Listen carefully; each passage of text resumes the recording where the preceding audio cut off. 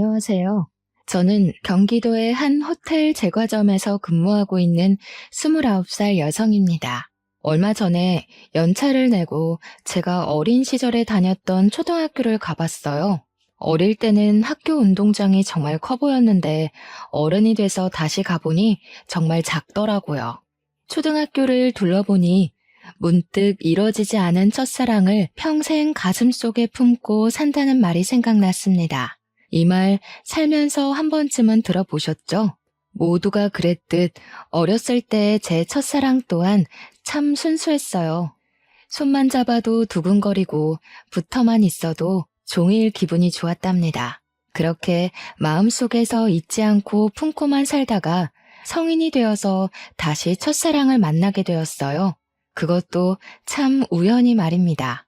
그의 이름은 바로 김동규인데 제가 왜 이런 말로 사연을 시작하냐면 첫사랑은 마음속에 품고만 살았어야 했다는 걸 알려드리기 위해서예요.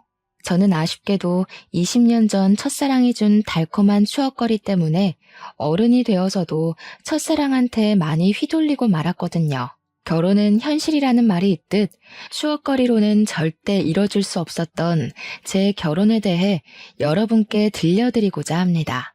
동규와 저는 초등학교 때 서울의 같은 동네에서 살면서 가족처럼 지냈던 사이였습니다. 부모님들도 서로 알 정도로 친했고 학교 끝나면 저와 동규는 매일 온 골목길을 뛰어다니며 놀았어요. 그러다가 배고프면 우리 집이든 동규네 집이든 어디든 들어가서 밥을 먹고 또 놀곤 했습니다. 우리는 매일 싸웠지만 그래도 없으면 또 허전해지고 보고 싶은 그런 존재였답니다.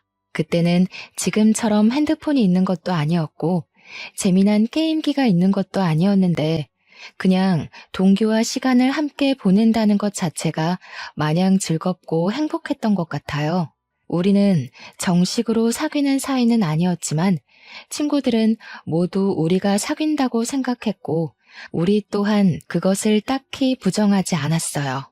그냥 자연스럽게 서로 좋아하는 사이가 되었고 학교가 마치고 저녁 시간 전까지 매일매일을 함께 보냈답니다. 그렇게 매일 놀다가 제가 경기도로 이사를 했어요.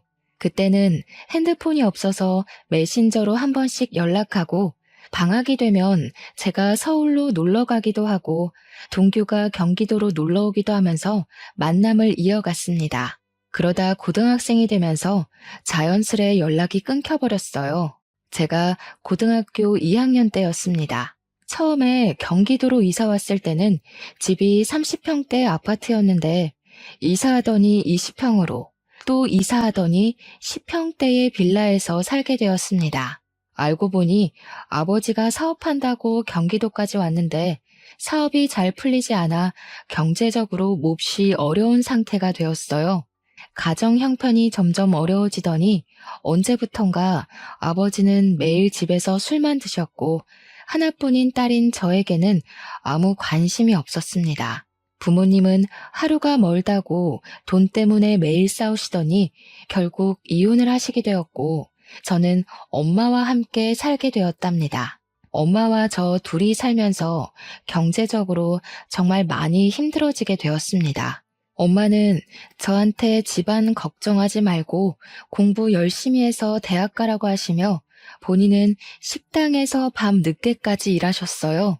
다행히 식당 사장님이 너무 좋으신 분이라 엄마에게 이것저것 정말 많이 챙겨주셨습니다. 명절 때 되면 두둑한 보너스에 딸과 먹으라고 한우까지 다른 직원들 몰래 준비해 주셨어요. 저는 그런 사장님과 엄마의 든든한 지원으로 열심히 공부해서 고등학교 때 성적이 항상 전교 10등 안에 들 정도로 우수했습니다. 성적으로만 본다면 수도권의 대학교 원하는 과에 충분히 갈 수 있었죠. 그런데 대학교가 공부만 잘한다고 갈 수 있는 곳이 아니더라고요. 입학금에 등록금까지 금액이 엄청났고 게다가 학교 다니며 사용할 제 생활비도 있어야 하잖아요. 학비에 생활비까지 도무지 그 금액을 감당할 수가 없을 것 같아 어쩔 수 없이 대학교를 포기했습니다. 지금 대출을 받아가며 대학교에 다니는 것보다 당장 돈을 벌 수 있는 자격증을 따는 게 더 현실적으로 맞는 것 같았거든요. 사실 저는 어릴 때부터 빵을 좋아했고 중학교 때부터는 간단한 빵을 직접 만들 수 있었기에 이런 저의 특기를 살려 제과제빵 자격증을 땄습니다. 그리고 바로 집 앞에 개인 베이커리점으로 취업을 하게 되었어요. 개인 베이커리점이기는 하지만 동네에서는 꽤 크고 유명한 곳이었고 베이커리점 사장님은 호텔 제과점에서 근무하시던 분이라 그곳에서 빵 만드는 기술을 많이 배울 수 있었습니다. 꽃같은 나이인 20대지만 친구들과 만나지도 않고 연애 같은 거는 꿈도 꾸지 못했으며 하루에 3시간에서 4시간만 자고 일에만 빠져서 살았어요. 이런 저의 모습을 좋게 보신 사장님은 호텔 제과점에 계시는 지인분께 저를 추천해 주셔서 27살의 나이에 호텔 제과점에 입사하게 되었고 지금까지 열심히 일하고 있네요. 지금은 이렇게 제과점에서 일하고 있지만 나중에는 제 이름을 건 빵집을 차리는 것이 제 소원입니다. 그래서 그날을 위해 열심히 배우고 일하고 있답니다. 제가 호텔 제과점에 입사해서 일하는 동안 엄마도 열심히 식당에서 일하시며 돈을 차곡차곡 모으시고 식당 사장님의 도움을 받아 엄마가 직접 음식점을 차리셨어요. 처음에는 아주 힘들었지만 그래도 엄마가 오랜 시간 식당에서 일해온 경력도 있으시고 손맛도 좋으셔서 그런지 동네에 점점 입소문이 나서 지금은 대기업 간부들 월급 정도는 순수익으로 나오는 상황이랍니다. 갈수록 엄마의 식당도 잘 되고 저 역시 호텔 제과점에서 일함으로써 이전과는 다르게 조금은 여유 있는 생활을 하고 있습니다. 그러던 어느 날이었어요.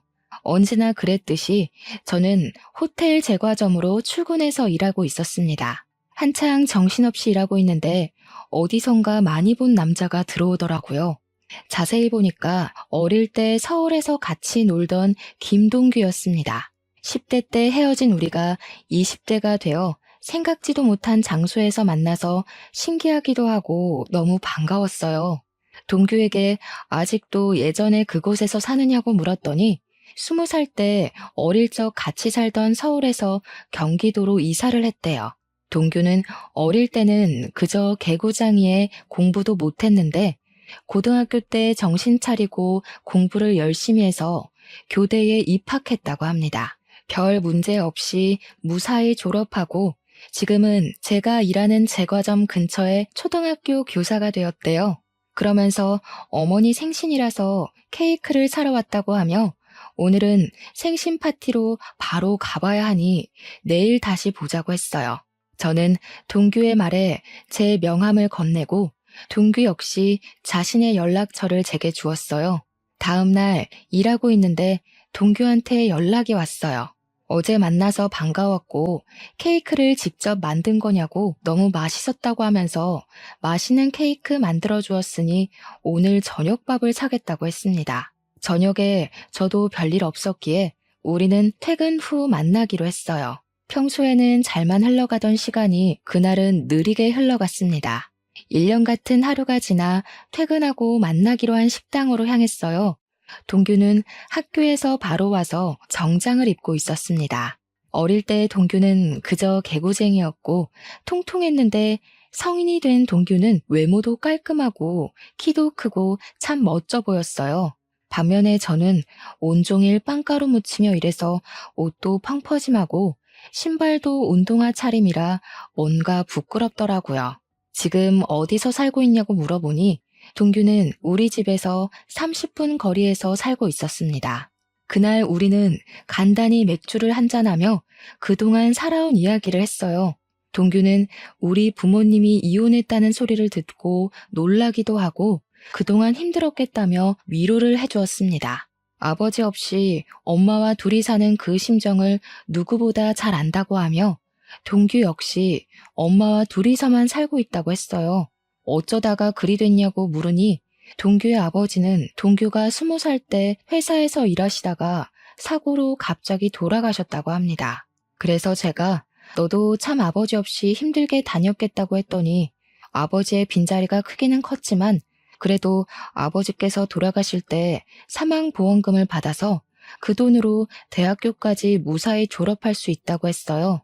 우리는 둘 다 아버지 없이 지내는 외로움이 커서인지 오랜만에 만났지만 대화가 정말 잘 통했고 자정이 된지도 모를 정도로 너무 재밌었습니다. 더 이야기하고 싶었지만 아쉽게도 다음날 출근을 해야 해서 어쩔 수 없이 헤어졌네요.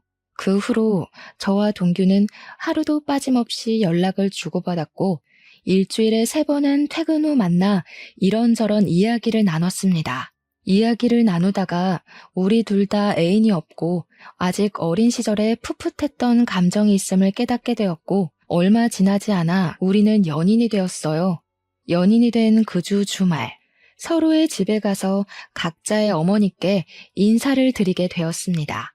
우리 집에서도 동균의 집에서도 어린 시절 코올리개들이 어느새 이렇게나 컸냐고 하며 너무 좋아하셨습니다. 그러면서 어릴 때 인연이 평생 가면 너무 좋을 것 같다며 두 분 다 우리의 만남을 축하해 주시고 응원해 주셨답니다. 어느덧 우리는 28살이 되었어요. 슬슬 주변에서 결혼한 친구들의 이야기가 들리고 우리도 결혼에 대해서 진지하게 고민을 하게 되었습니다. 우리는 어차피 서로의 어머니를 알고 있으니 바로 상견례를 하기로 하고 상견례 날짜와 장소를 잡았습니다. 약속한 상견례 날이 되었고 저와 엄마는 먼저 식당에 도착하고 이제 예비 남편이 된 동규와 동규 어머니는 10분 정도 후에 도착했어요.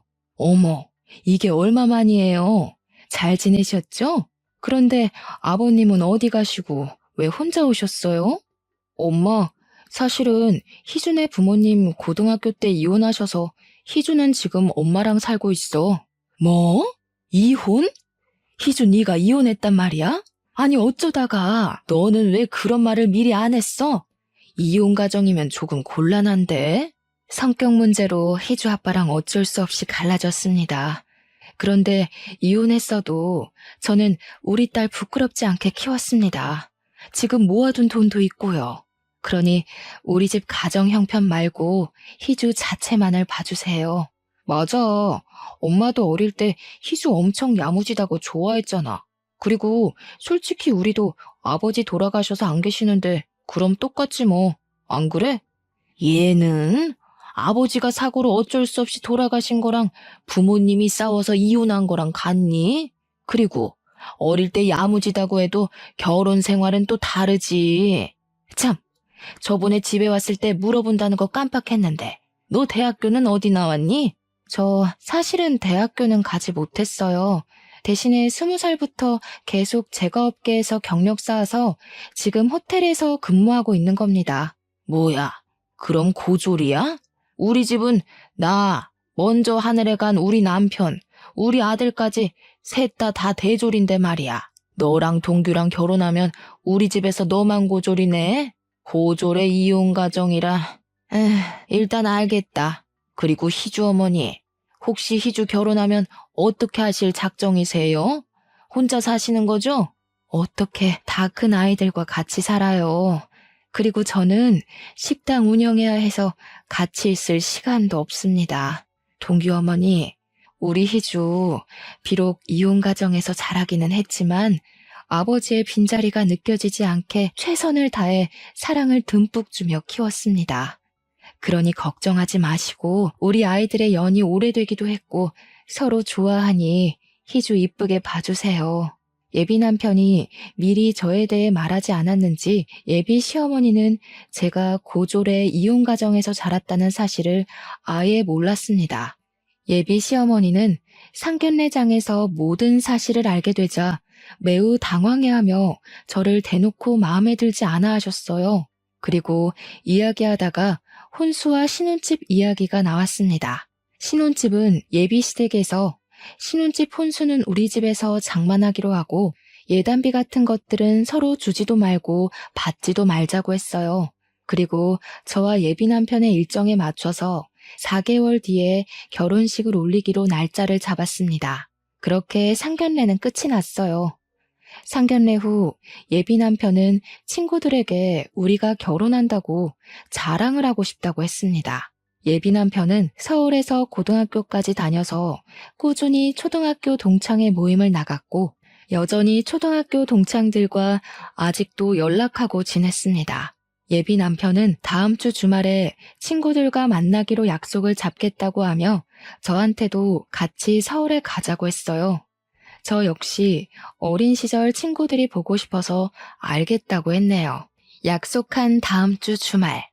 설레는 마음으로 초등학교 친구들을 보러 갔어요. 중학교 이후로는 처음 보는 친구들이 저를 보며 너무 반가워해주고 저도 어린 시절의 그 모습 그대로 있는 친구들을 보니 신기하고 마냥 좋았습니다. 친구들은 우리가 결혼을 한다니 어릴 때 그렇게 손잡고 다니더니 결혼까지 하냐며 진심으로 축하해 주었어요. 친구들은 결혼식에 꼭 갈 테니 청첩장 나오는 대로 연락 달라고 하고 신혼집 정리되면 집들이 하라고 상화였습니다. 우리는 너무 반가워하며 밤늦게까지 신나게 놀다가 지하철 막차를 타고 겨우 집으로 들어갔어요. 친구들에게 결혼 사실을 알린 후 우리는 본격적인 결혼 준비를 시작했습니다. 일단 결혼식장과 스드메를 알아보러 다녔어요. 남들은 결혼식장 고르고 스드메 준비할 때 많이 싸운다던데 우리 둘은 취향이 비슷해서인지 큰 다툼 한 번 없이 바로바로 결정되었습니다. 그리고 신혼집을 알아봤어요. 우리의 경제적인 형편과 회사와의 거리 등 모든 것을 생각해보니 우리가 살 수 있는 집이 두 채가 있었습니다. 금액은 둘 다 비슷했고 하나는 방 두 칸에 우리 둘의 회사 가운데에 있는 집이고 다른 하나는 방 세 칸에 남편 회사와 가까운 곳에 있는 집이었어요. 저는 방 두 칸짜리 집을 원했습니다. 왜냐하면 그 집이 제 회사와의 거리가 차로 15분 거리이기도 했고 햇빛도 잘 들고 뭔가 집 분위기가 참 좋아 보였어요. 하지만 세 칸짜리 집으로 가면 회사와의 거리가 40분으로 늘어나고 무엇보다 햇빛이 잘 들지 않는 것 같았습니다. 그래서 저는 두 칸짜리 집을 원했는데 예비 남편은 남편 회사와 집이 가까운 세 칸짜리 집을 원했어요. 거리도 거리였지만 남편 주변에 결혼한 형들이 아이 생기고 나서 아이 방 만든다고 이사 다니면 힘드니까 신혼집은 되도록 큰 곳으로 구하라고 했대요. 게다가 방 세 칸짜리 집은 전에 살던 집주인이 해외로 이민 가면서 냉장고, 세탁기, 장롱, 에어컨 등 어지간한 것들을 다 두고 가는 상황에다가 집주인 성격이 깔끔해서인지 가구들 상태도 최상급이었습니다. 거의 풀옵션인 상황이라 따로 살 것은 침대밖에 없었어요. 예비 남편은 보기 드문 풀옵션에 우리도 결혼하고 아이가 생길 텐데 그때를 생각해서 아예 방이 3개 있는 집을 신혼집으로 하자고 했습니다. 저는 처음에는 반대했지만 남편의 말을 들어보니 틀린 말은 아닌 것 같아서 남편의 말에 수긍하기로 했어요. 회사와 집의 거리가 멀다는 것이 문제이기는 했지만 저는 출퇴근 시간이 규칙적이지 않아서 아예 새벽 아니면 오후에 출근을 하는 반면 예비 남편은 차가 많이 다니는 시간에 출퇴근하니 차라리 남편의 회사가 가까운 곳으로 가는 것이 더 낫겠다는 생각이 들었어요. 그래서 방 3칸 집을 우리의 신혼집으로 결정했습니다. 저와 예비 남편은 예비 시댁에 가서 방 3칸짜리 집으로 정했다고 말씀드렸어요.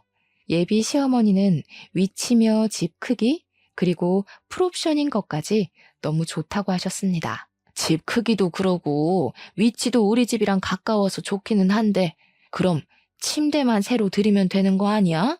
요새 결혼은 반반 결혼이 대세라던데. 그러면 어차피 침대 얼마 하지도 않으니 집 살 때 반반 부담하자. 어때? 반반이요?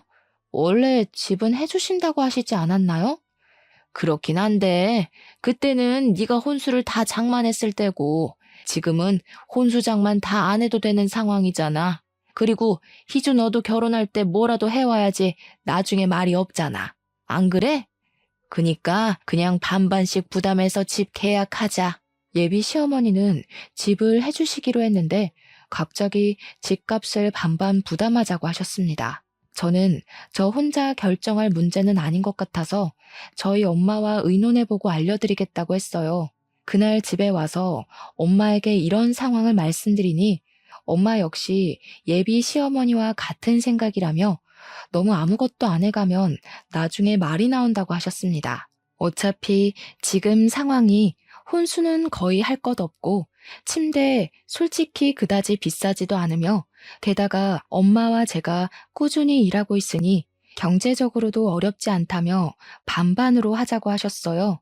저 역시 어차피 결혼하면 부부는 경제 공동체로 같이 생활하는 것이기에 반반으로 부담하는 것이 바르다고 생각되어 예비 시어머니의 말에 따르기로 했습니다. 그래서 저와 예비 남편이 함께 그 집을 마련했어요.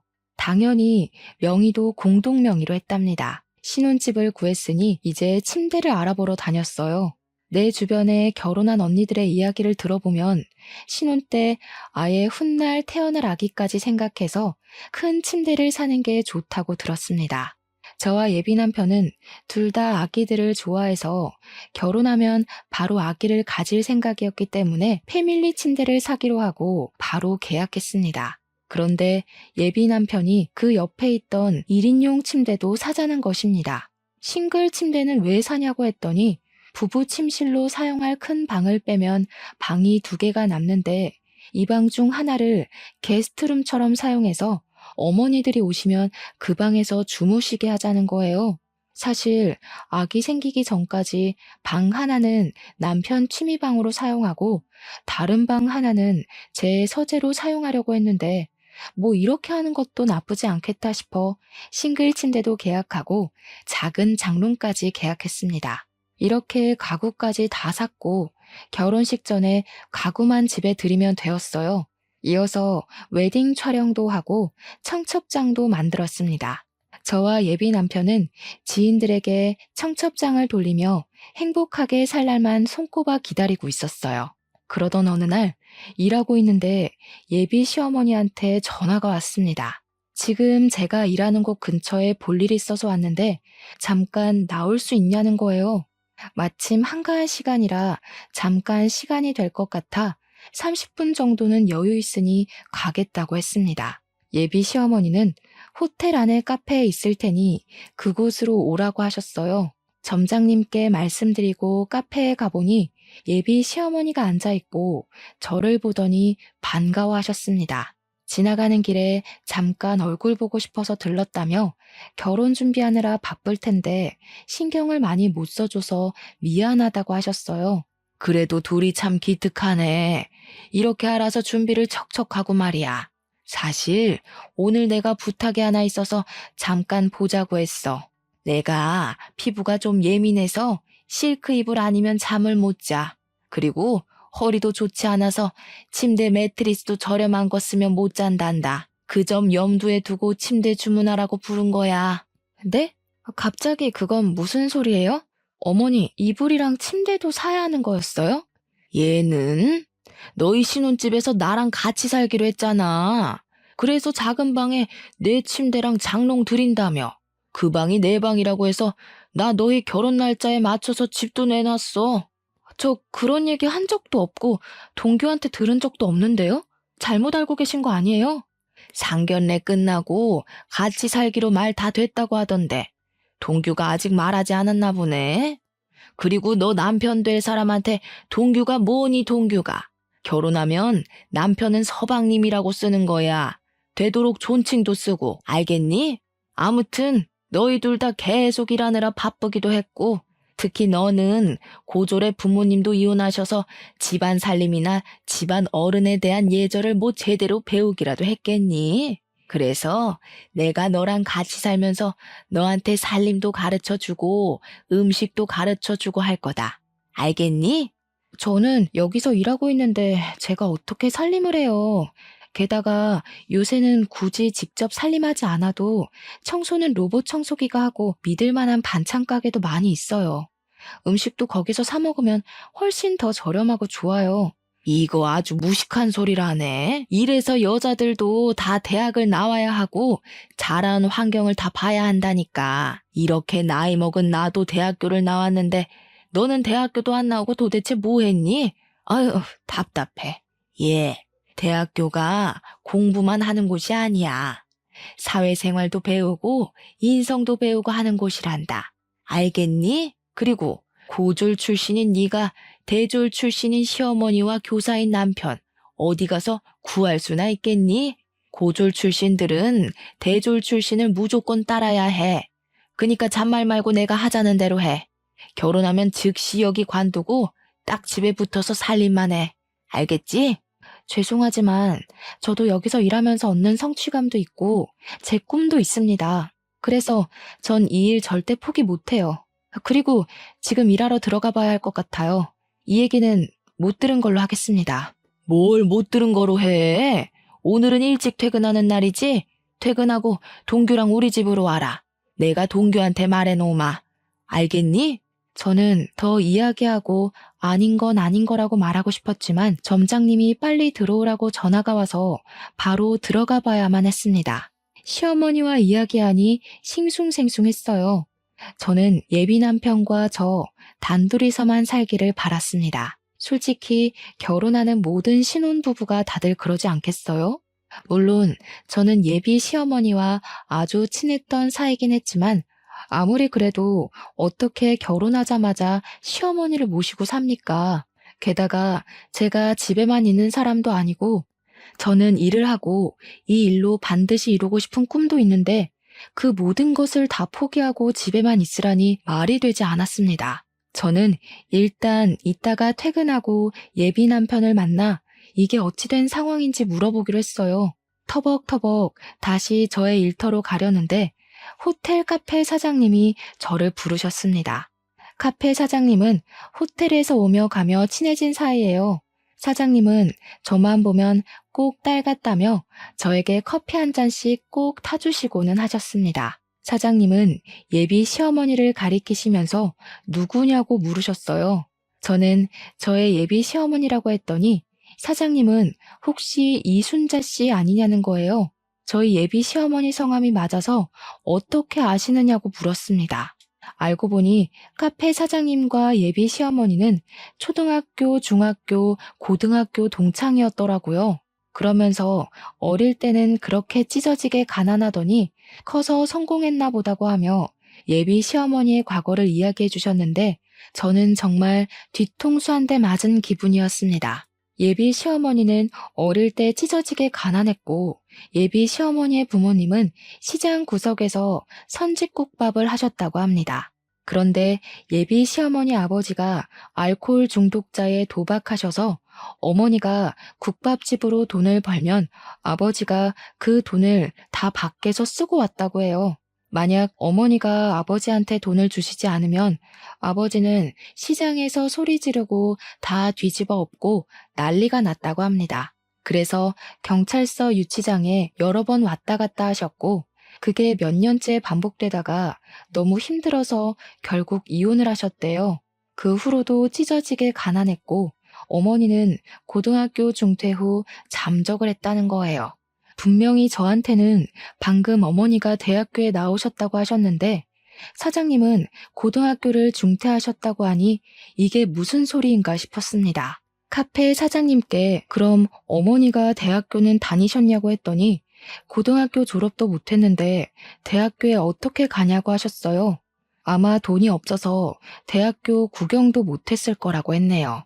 그렇게 힘들게 살던 사람이 여기 호텔 카페도 다오고 정말 성공했나 보다고 했습니다. 카페 사장님의 말씀을 정리해보면 예비 시어머니는 저처럼 이혼 가정에 찢어지게 가난하게 자라서 대학교 입학조차 하지 않았던 것입니다. 그러면서 저한테는 이혼 가정에서 자랐고 제가 고졸 출신이라고 그렇게 무시를 했던 거였어요.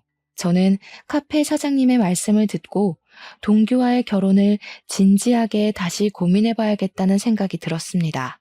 저와 아무 상의 없이 시어머니가 우리 신혼집에 사신다는 것도 황당한데 시어머니는 본인이 이혼 가정의 고졸 출신이면서 저를 그렇게 무시하신 것이잖아요. 어릴 때부터 봐서 저를 딸처럼 잘 대해주실 것이라 믿었는데 어머니에 대한 배신감과 충격이 꽤 컸습니다. 이날은 정말 무슨 정신으로 일했는지 모르겠네요. 넋이 나가서 일한 후 퇴근 시간이 되어 예비 남편이 호텔 앞으로 왔어요. 저는 예비 남편의 차를 타고 예비 시댁으로 향했습니다. 예비 남편의 차에서 어머니께서 우리와 같이 사는 것으로 알고 계시던데 어찌 된 거냐고 물었어요. 내가 저번에 말하지 않았나? 그때 싱글 침대 둔다고 했던 작은 방 있잖아. 그 방 우리 엄마 방이야. 엄마랑 같이 살면 좋지 뭐. 솔직히 너도 일하고 나도 일해서 집안 청소해 줄 사람도 없는데 엄마가 집안일도 좀 봐주고 그러다 아기 생기면 아이도 좀 봐주시고 하면 좋지. 안 그래? 다른 문제도 아니고 어머니와 같이 사는 문제를 왜 나한테 의논 하나 없이 그렇게 막무가내로 진행해? 그게 너랑 의논까지 할 문제야? 어차피 너도 우리 엄마 불편하게 생각하지 않잖아.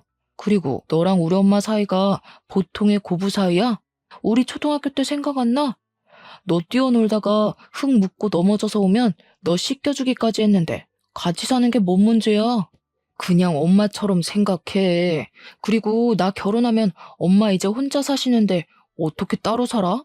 내가 유일한 아들인데. 그럼 우리 엄마도 같이 살아. 우리 엄마도 이혼하시고 혼자잖아. 나도 엄마의 유일한 딸이니까 그래도 되는 거지? 방 3개니까 한 개는 우리 쓰고 작은 방 2개 중에 하나는 우리 엄마, 다른 하나는 너희 엄마 쓰시게 하면 되겠네. 뭐? 어떻게 사돈이 같이 한 지붕에서 사냐? 듣기만 해도 세상 불편하네. 너네 엄마는 우리 집에서 살아도 되고 우리 엄마는 우리 집에서 살면 안 되냐? 게다가 이 집이 너 혼자 마련했어? 나도 절반은 마련했어. 그리고 집에 들어간 침대, 장롱은 다 내가 산 거 알지? 이 집에 대한 지분 나도 적어도 절반은 있어. 그니까 너네 엄마 모시고 살려면 우리 엄마도 모시고 살아. 저와 예비 남편은 예비 시댁으로 가는 길 내내 싸웠습니다. 그렇게 서먹해진 채로 예비 시댁에 들어갔어요. 예비 시어머니는 소파에서 팔짱을 딱 꼬고 화가 잔뜩 난 채로 앉아 계셨습니다. 그리고 예비 시어머니 앞에는 종이 한 장이 놓여 있었어요. 종이에는 제가 결혼하면 같이 살면서 해야 할 일이 적혀 있었습니다.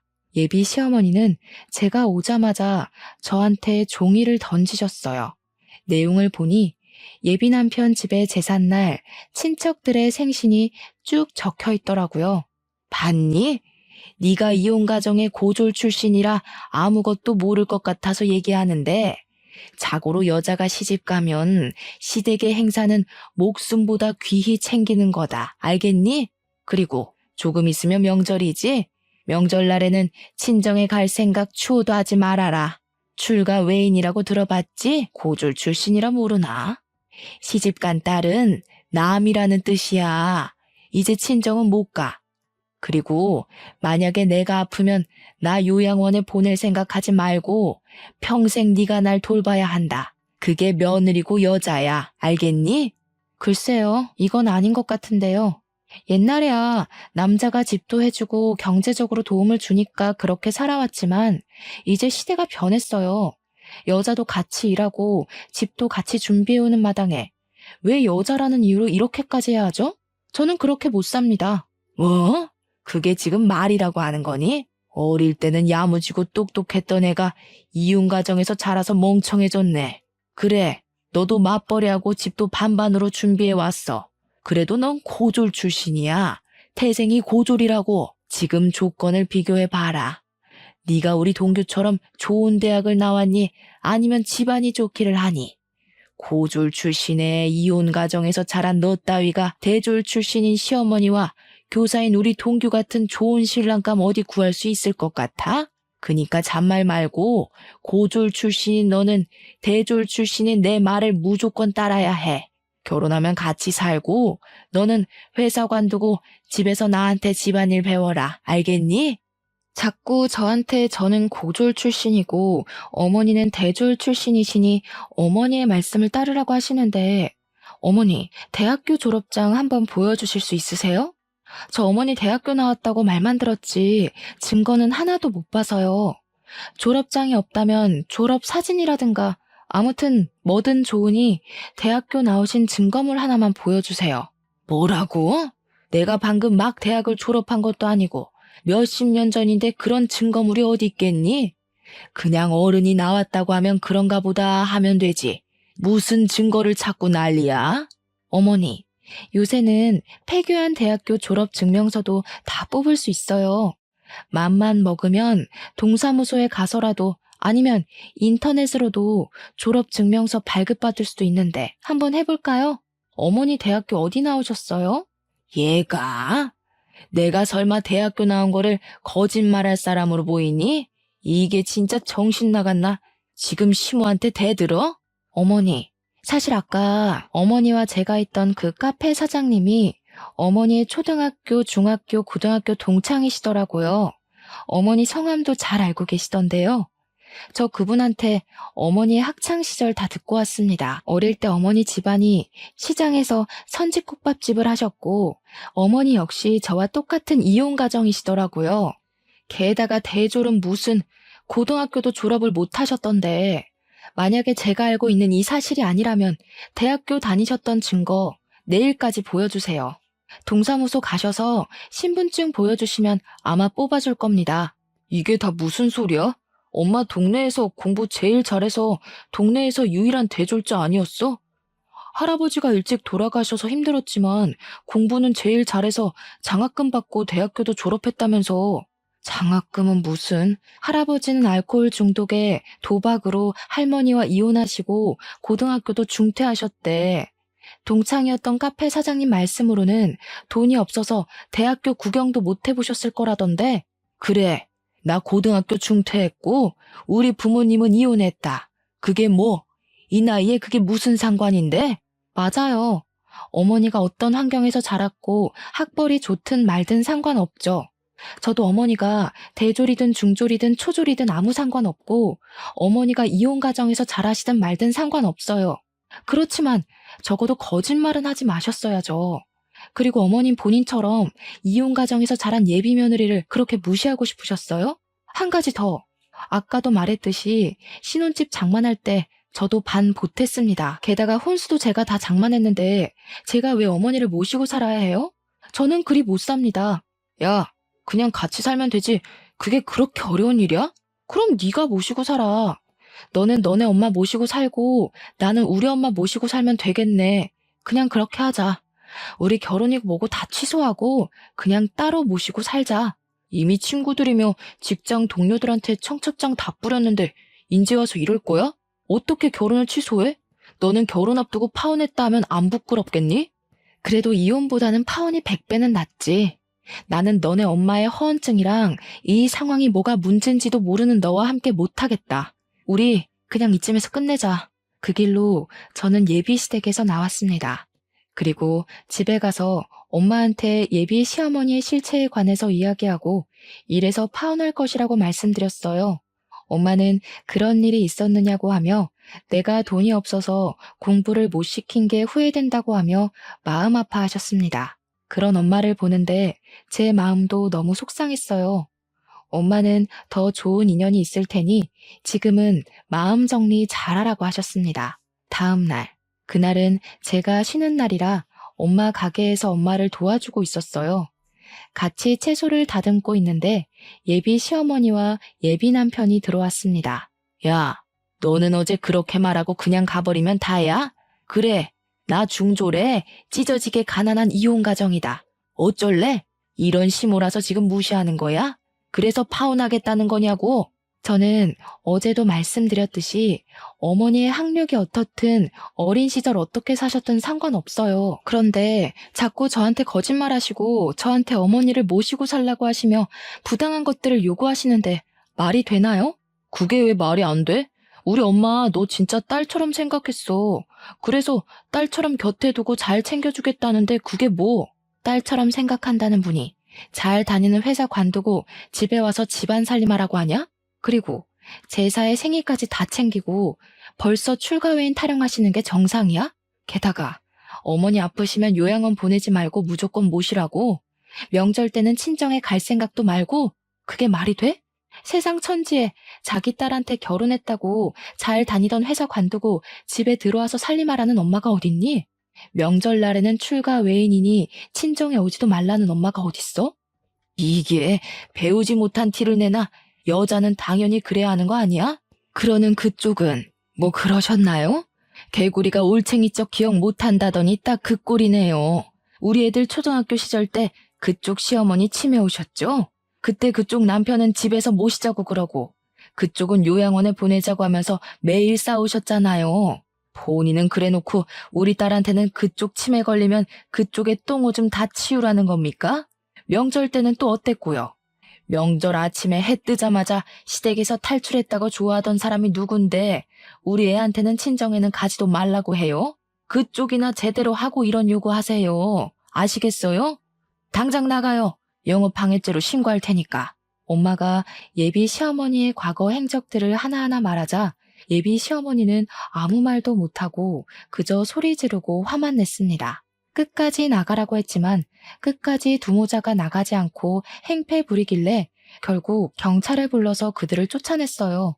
이렇게 저는 파혼하고 지금은 엄마와 저 둘이서 다시 예전처럼 오붓하게 살고 있답니다. 예식장과 신혼집, 가구 등을 다 취소하면서 위약금을 많이 물기는 했지만 인생 공부했다 생각하고 있어요. 그 뒤로 동창들을 통해 우연히 예비 남편이었던 동규의 소식을 듣게 되었는데 동규는 저와 파혼한 후 매일 술만 먹었고 음주운전을 하다 적발돼서 벌금형을 받고 학교도 잘렸다고 합니다. 예비 시어머니는 그동안 남편의 사망보험금으로 먹고 살았는데 갑자기 아들은 벌금형 받고 잘 다니던 학교도 잘려서 지금은 그 돈을 다 탕진하고 원룸으로 이사해서 둘이서 아웅다웅 살고 있다고 들었어요.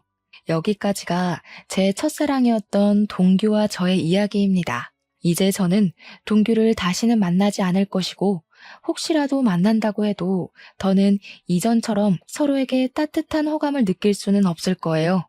이래서 첫사랑은 마음에만 두고 추억에서만 그리워하며 살아야 하는 건가 봅니다. 순수한 마음으로 만났지만 끝내는 이루지 못했던 첫사랑. 오늘 이 사연과 함께 보내버리고 당분간은 저의 꿈을 위해 열심히 달리려고요. 그러다 보면 제게도 언젠간 좋은 날이 오겠죠? 그날을 향해 오늘도 힘내겠습니다. 저의 긴 사연을 들어주셔서 감사합니다.